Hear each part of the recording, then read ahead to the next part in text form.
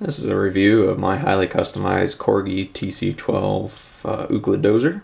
It's about 1/43 scale. These were made, I believe, back in the 60s into the early 70s. They're made out of die cast and stamped steel.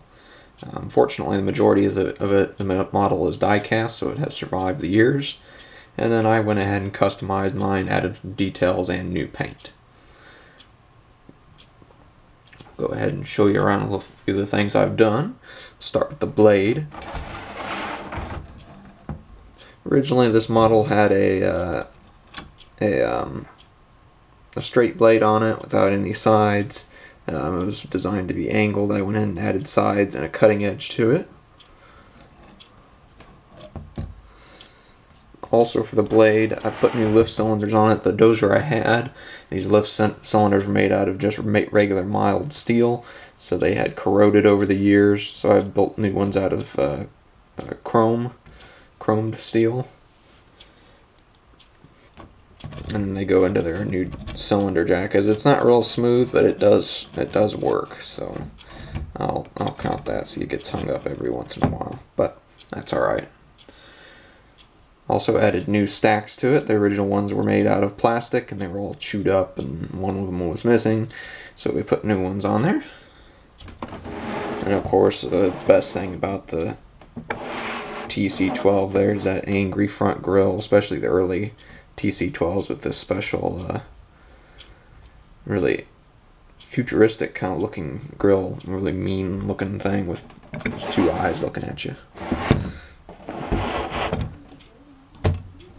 Went ahead and added new decals on the side here.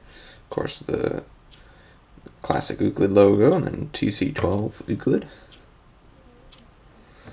And then for the tracks, these are actually Joel PC-1100 tracks off the Komatsu PC-1100. Just put them on there. I flipped around the front idler, and then also built a new sprocket for them to ride around on. Sprocket looks a little better than the original one. So I added a canopy here with the classic white canopy on the model. Looks pretty sharp. It's not perfect, but it looks a lot better than not having nothing. The rear of the Dozer stays pretty much unchanged. I wanted to do something with these rear radiator grills, but I couldn't come up with anything that would look good, so I just left it alone. And on this side, it's much more the same on top. It's a really cool model.